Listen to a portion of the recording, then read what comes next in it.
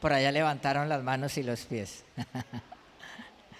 Bueno, hoy la palabra va a ser acerca del tema.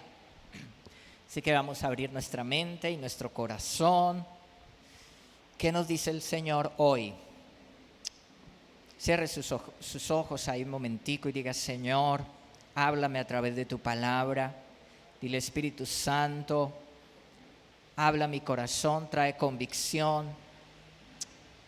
Libérame de lo que me impide creer y de lo que me impide obedecer tu palabra. Dile al Señor: ayúdame, Señor, dame el poder y dame el entendimiento. Abre mis ojos para que pueda comprender, Señor, tu palabra, tu verdad. Y consuélame, edifícame y enséñame, Señor, a través de tu palabra esta mañana, en el nombre de Jesús. Amén. El título del mensaje de hoy es: ¿por qué los terremotos? ¿Por qué los terremotos? Isaías capítulo 24, el versículo 20, dice: la tierra se tambalea como un borracho, tiembla como una carpa en medio de una tormenta. Lo dice la Biblia, amén. Bueno, y quiero contarles algo que está en la historia y algo que fue algo que influyó de una manera tan poderosa en la forma de pensar y en el status quo de la época, en el gran terremoto de Lisboa de 1755. Fue un desastre que cambió la historia y generó un debate que cuestionó y erosionó las bases que hacía a la iglesia de la época y a la monarquía, las hacían tan todopoderosas. En ese tiempo las monarquías y la iglesia tenían un poder sobre toda la gente, sobre las naciones cristianas, tremendo. Y resulta que ese día era el día de Todos los Santos, ese día de 1755, y eran las 9:30 de la mañana, y muchos de los piadosos, los religiosos residentes de la ciudad estaban en las iglesias ese día.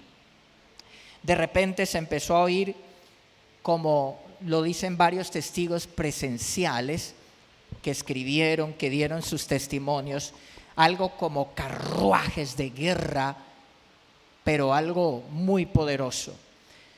Y luego se dieron cuenta que era como un trueno hueco por debajo de la tierra que sonaba, ¿sí? Un tipo de ruido extraño, espantoso. Y era un mega terremoto lo que se venía. Sigue siendo uno de los más grandes sismos hasta ahora registrados en la historia. En ese tiempo no habían mediciones de la escala de Richter. Entonces, ahora en la época más o menos se calcula que el terremoto, el primero fue de 8.5 grados y el segundo fue de 9 en la escala de Richter. Y hubo 3 temblores en total y el segundo fue sin duda el más grande, que acabó con lo que había hecho el primero.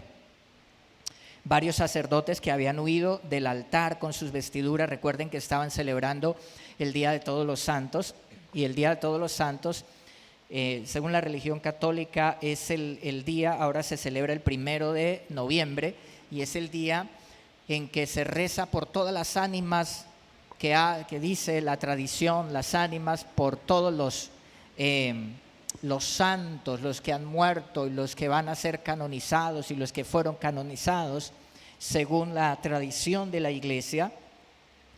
Y la gente estaba en las iglesias. Entonces varios sacerdotes que habían huido del altar con sus vestiduras sacras en medio de su misa de celebración, señoras medio vestidas y otras sin zapatos, todos de rodillas con los terrores de la muerte en sus semblantes, gritando incesantemente: misericordia meo Deus. Y en medio del rosario y del rezo viene el segundo terremoto. segundo, tremendo. Parecía lo peor. Gracias al Señor, lo que sucedió estos días, el jueves pasado, acá en Colombia, en nuestro departamento principalmente, porque fue el epicentro, ¿cierto? Donde fue el epicentro fue como de 6.1 y fue como el umbral para que no sucediera algo terrible. O sea, fue como lo máximo que podían permitir estas edificaciones. De ahí en adelante, donde sea un poquito más fuerte, sucede una catástrofe terrible, porque sacudió toda esta ciudad y Bogotá. Gracias al Señor. Amén. Que nos protegió. Es como el umbral. Alcanzaron algunas edificaciones a averiarse, pero de ahí, donde sea un poquito más fuerte, sería otra la historia. Le damos gracias al Señor por la protección. Amén. Pero les sigo contando. Entonces estaba la gente pidiendo misericordia, rezando el rosario, y en medio del rosario viene el segundo gran sacudón y completó la ruina de aquellos edificios que ya habían sido muy destrozados. Más horror estaba aún por venir. ¿Por qué?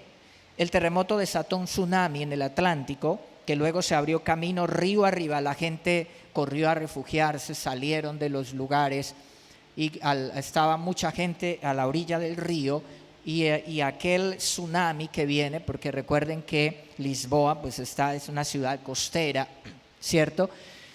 Y el tsunami viene también por el río, sube. Eso parecía el fin del mundo, ¿sí? Y más, todavía venía más. O sea que viene primero el segundo terremoto más fuerte, luego viene el tsunami y los incendios, porque como era el Día de Todos los Santos, habían muchas velas encendidas en las iglesias, en las casas, ¿cierto? Muchas velas. Eso está en la historia, usted lo puede buscar, está en la historia. Entonces, todas las velas de las iglesias y catedrales, que al caer se multiplicaron sus llamas, lo que causó que la ciudad se incendiara. Había incendios en por lo menos 100 lugares a la vez, y así continuó durante 6 días el incendio sin interrupción. Pasado el terremoto que había destruido las 3/4 partes de Lisboa, el más eficaz medio que se le ocurrió a los líderes religiosos del país para evitar una total ruina fue la fiesta de un auto de fe. ¿Saben qué es un auto de fe? Bueno, después lo pueden buscar en internet. ¿Qué es un auto de fe? Un auto de fe era una celebración que hacía la Inquisición. Entonces, en la plaza pública se hacía toda una procesión de muchas personas, porque pues el terremoto trajo tanto miedo a la gente y dijo, no, esto es un juicio de Dios, hay mucha maldad. Entonces a muchos sacaron muchísimos presos a la plaza pública con el nombre acá herejes, para que se retractaran, abjuraran de lo que habían hecho, porque eran acusados por la Inquisición de blasfemia, de herejía, muchas cosas, ¿sí? Los que tenían una doctrina diferente a la Iglesia Católica, entonces eran llevados y les daban la oportunidad a algunos de que renunciaran y abjuraran y bajo juramento prometieran que iban a ser fieles solo a la Santa Madre Iglesia.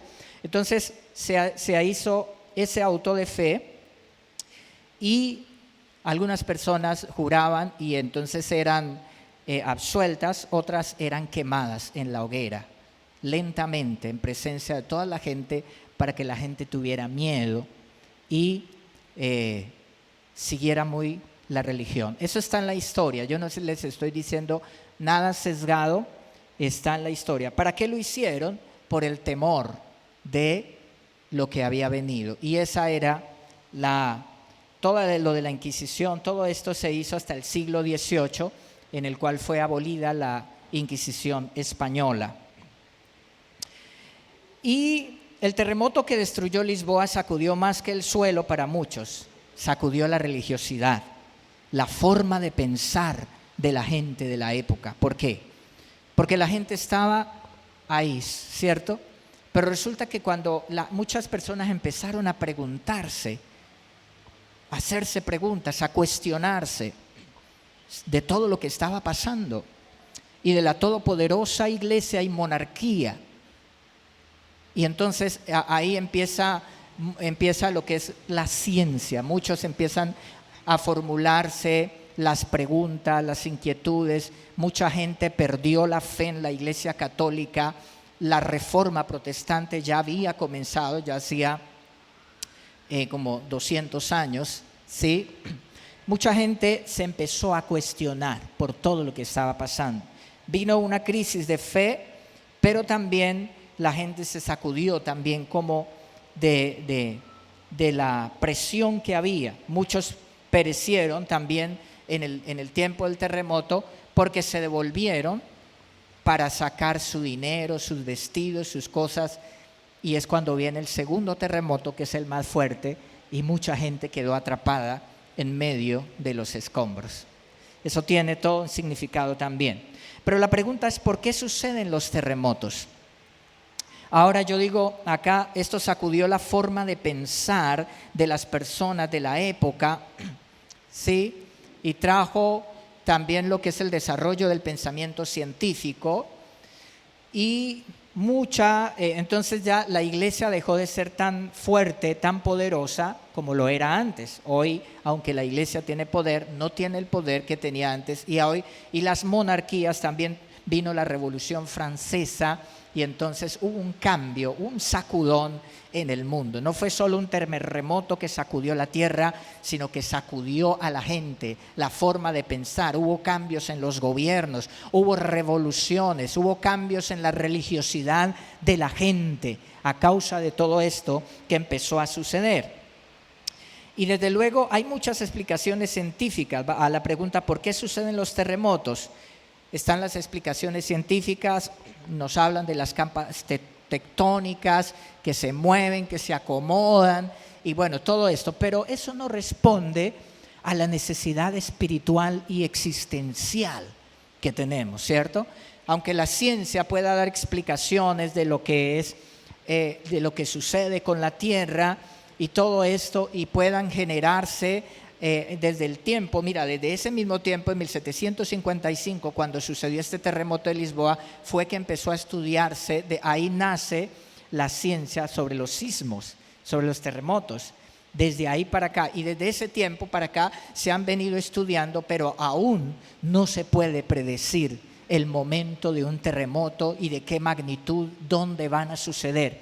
Hay lugares de riesgo porque lo que se ha estudiado, por ejemplo, hablamos del cinturón de fuego del Pacífico que viene por toda la costa, pasa acá por Colombia, por la parte del Pacífico, de aquí de las cordilleras. Precisamente nosotros estamos en el límite, Villavicencio está en el límite de lo que no es tan peligroso y de lo que es aquí una falla geológica por estas cordilleras, ¿sí?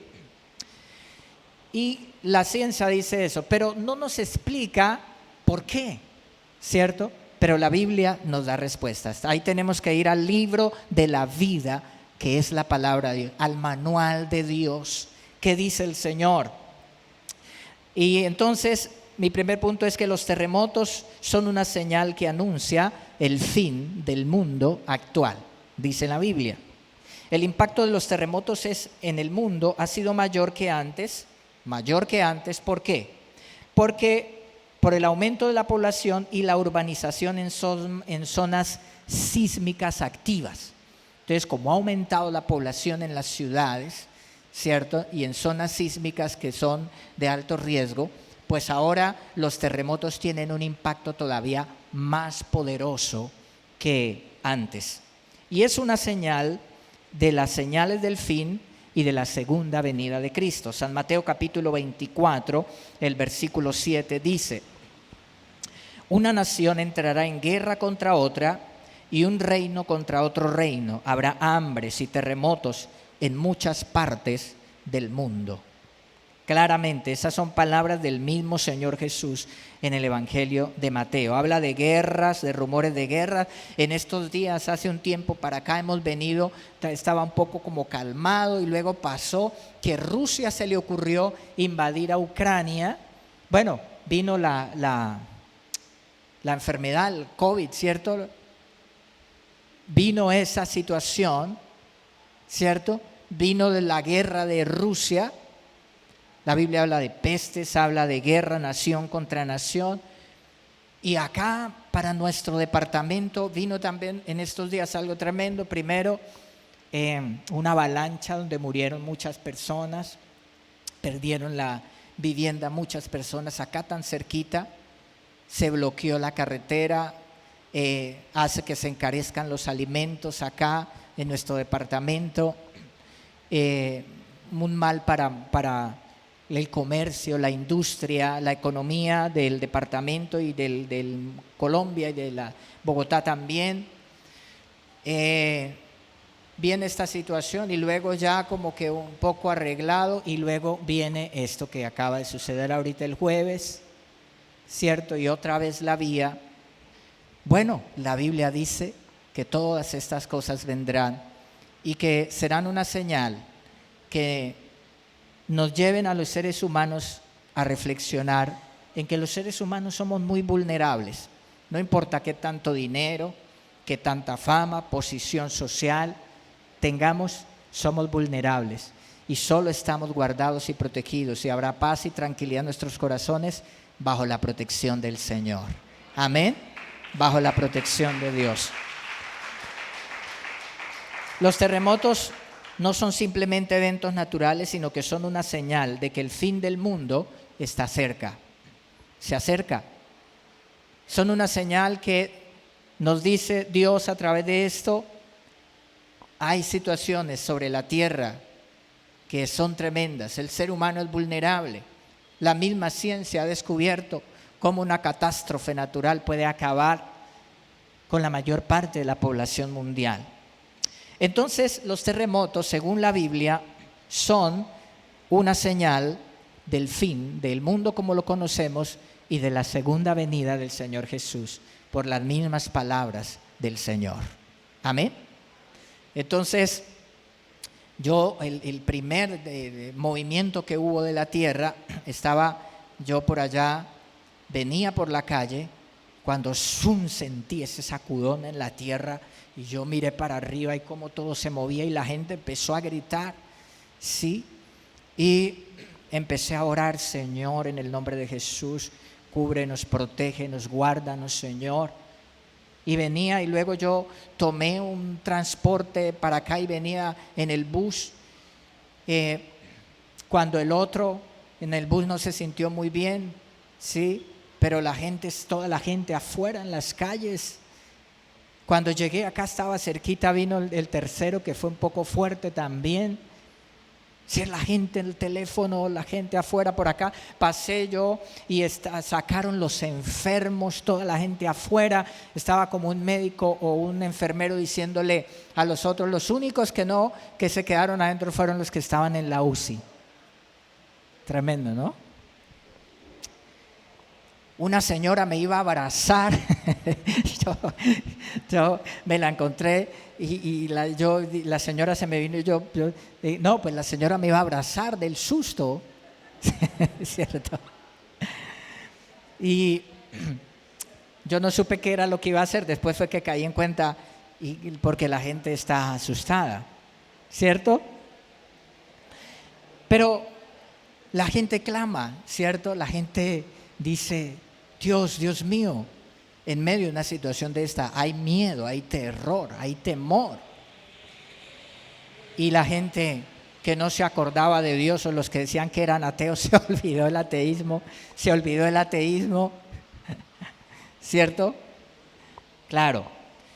Y segundo, los terremotos son una manifestación de los juicios de Dios también. Los terremotos también pueden ser una manifestación de los juicios de Dios.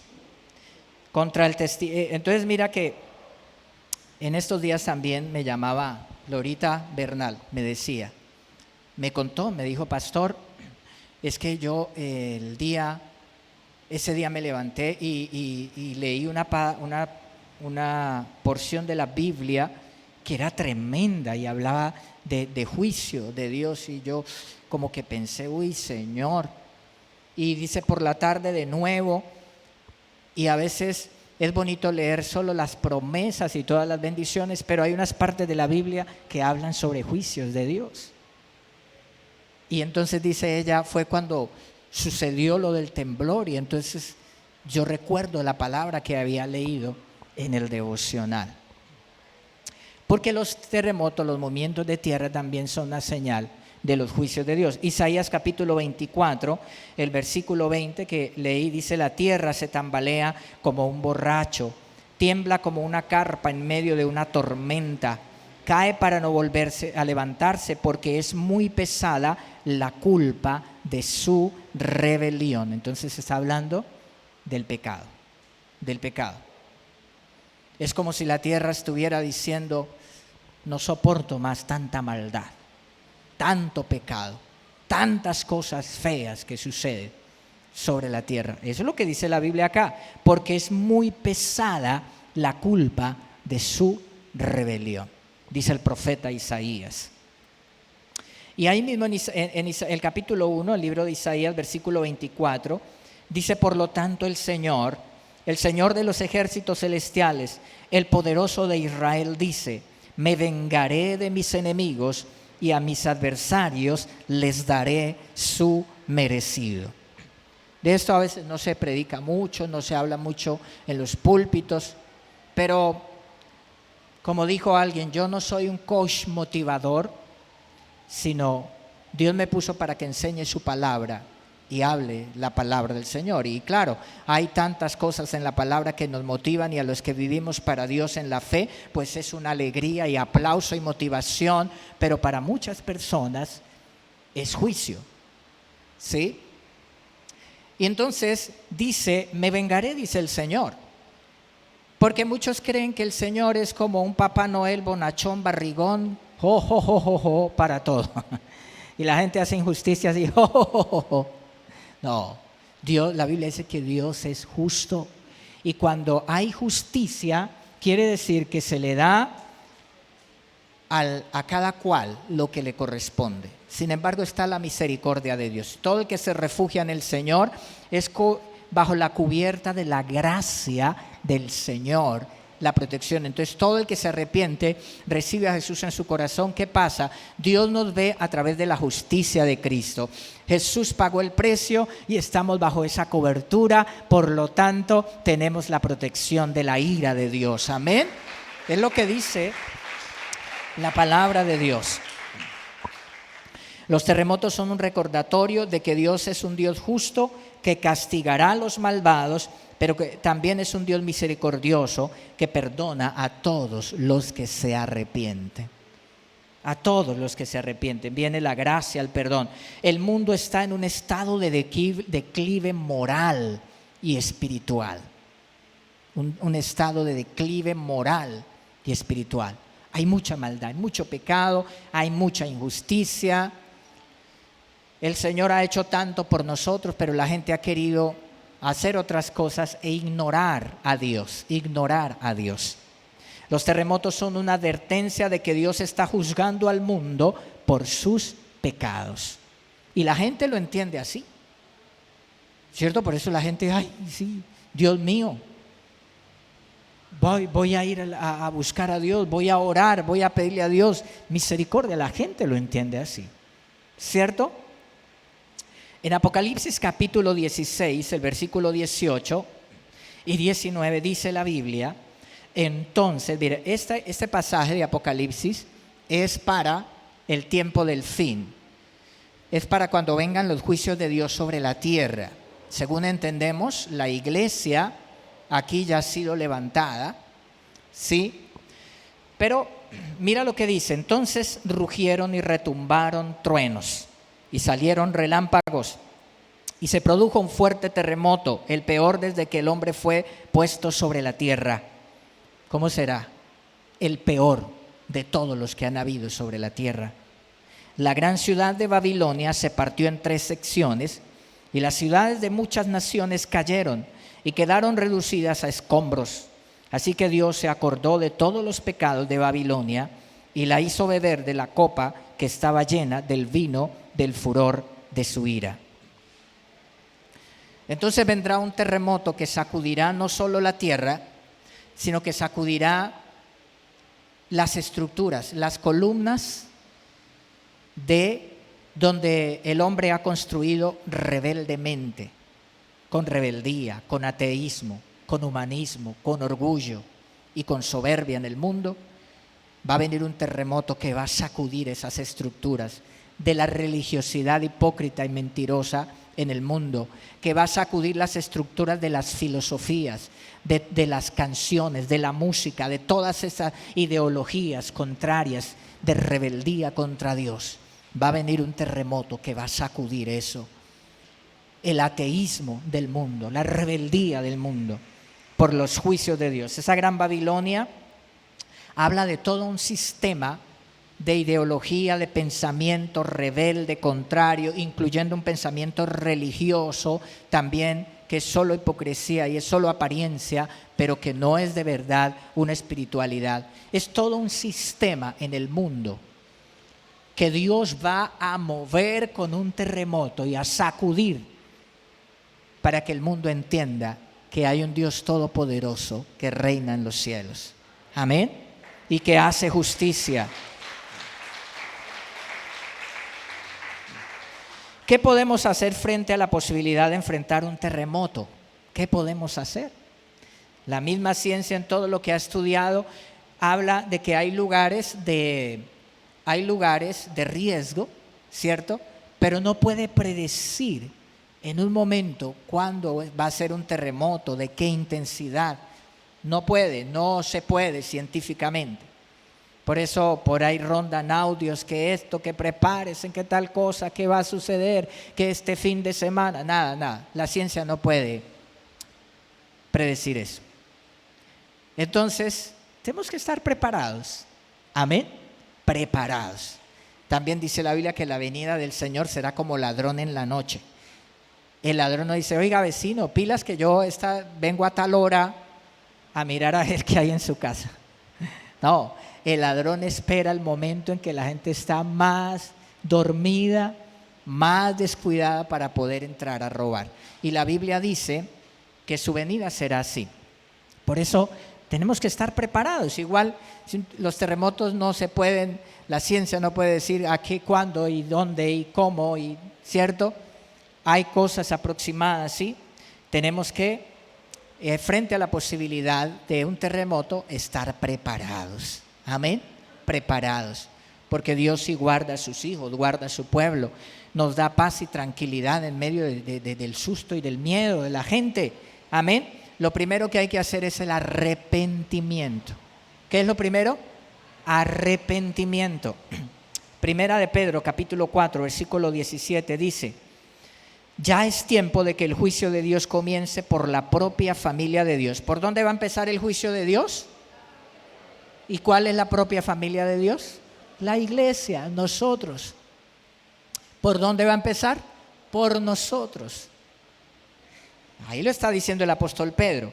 Y si comienza por nosotros, imagínese el fin que les espera a los que no obedecen el evangelio del Señor. Falta el texto acá, ¿cierto?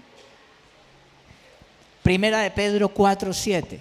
¿Qué dice? Si comienza por nosotros, imagínese lo que les espera a los que no obedecen el evangelio del Señor.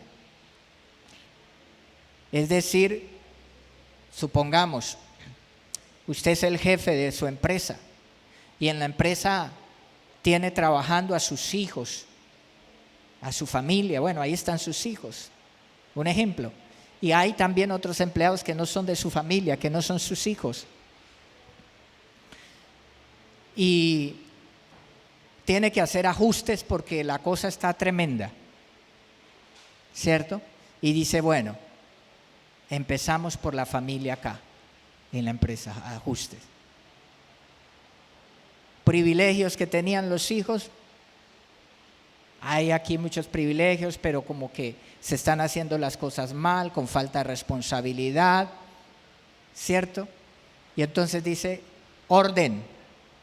Pero aún así, los hijos siguen siendo los hijos.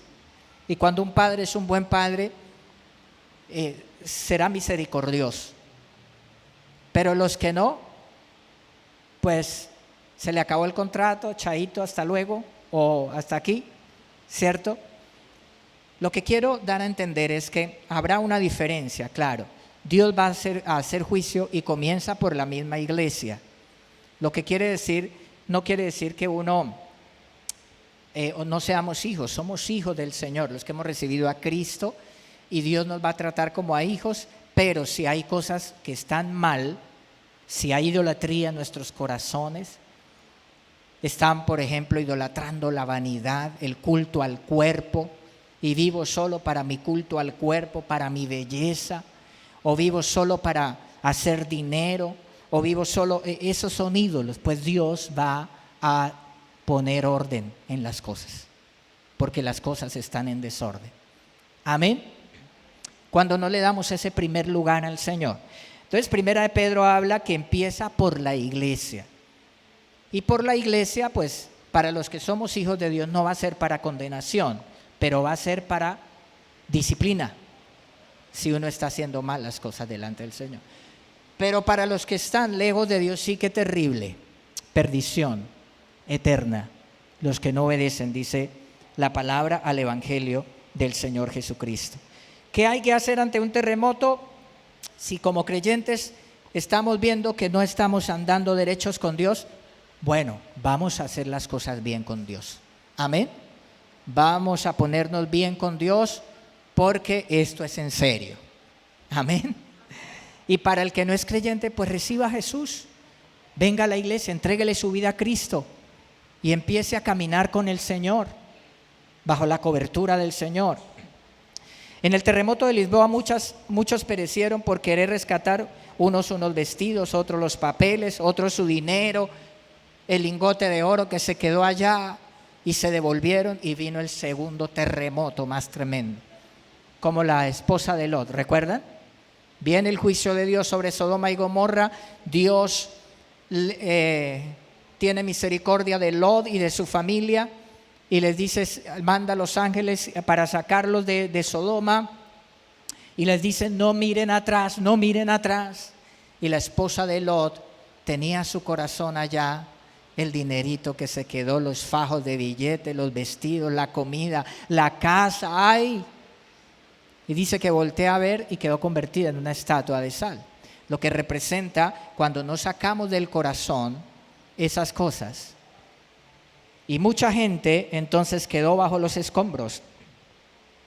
Muchas veces las consecuencias son más por la reacción inadecuada de las personas que por el mismo evento, como un terremoto o una catástrofe, ¿cierto? Entonces, para los hijos de Dios, ¿qué tenemos que tener? Fe, confiar, descansar en el Señor. Amén. Porque una mujer, ustedes vieron por video, se divulgó un video, una mujer en Bogotá, que resulta que yo estuve, primero dije, ¿será cierto lo del video que circuló en redes de una mujer que se salió por una ventana? ¿Cuántos lo vieron? Y resulta, yo dije, bueno, vamos a ver si es cierto. Entonces busqué en noticias, medios, y encontré que sí, en efecto, la mujer, una joven de 26 años, se había quedado la noche anterior con un amigo, dice la noticia, viendo películas y departiendo. Y él se levantó y se fue al trabajo, era como un lugar donde alquilan habitaciones y todo. Entonces el muchacho se levantó, se fue a trabajar y ella se quedó durmiendo. Ella no vivía ahí, había venido a visitar al amigo y a ver películas en la noche y a partir en la noche. Y él se fue a trabajar y ella se quedó, y otra persona que vivía ahí no se percató que ella había quedado ahí y echó candado. Salió y echó candado. Cuando vino el sismo ese jueves, entonces el susto, y ella se salió por la ventana con la terrible consecuencia de que no logró, se zafó y desde un 7º piso cayó y murió. Entonces a veces la reacción es peor que la misma situación. ¿Qué tenemos que hacer? Confiar en el Señor. Tenemos a Cristo. Amén. Tengamos fe, oramos, confiamos en el Señor. Claro, hacemos lo que está en nuestras manos. Amén. Que es tener los cuidados, seguir los cuidados, donde los lugares que son más seguros, que hay que hacer, se sigue ese protocolo, hay que hacerlo, la ciencia nos dice que hay que hacer, pero nosotros tenemos al Señor. ¿Qué tenemos que hacer? Guardar la calma, no perder los estribos, orar. Dios nos guarda, nos protege. Señor, guarda nuestras familias, guárdanos, amado Señor. Amén. Y estamos preparados. Yo sé que el Señor nos guardará, nos protegerá, y si alguien que es hijo de Dios tiene que partir, pues nos vamos con el Señor. Amén. No vamos a tener miedo. Dice el apóstol Pablo, si tenemos que morir, vamos a estar con el Señor, y si seguimos viviendo y nos da la vida, sirvámosle al Señor y amemos al Señor y vivamos para Él. Amén. Entonces, tremendo. Si ponemos nuestra confianza en Dios, podemos estar seguros de que Él estará con nosotros. Eso nos da paz y tranquilidad.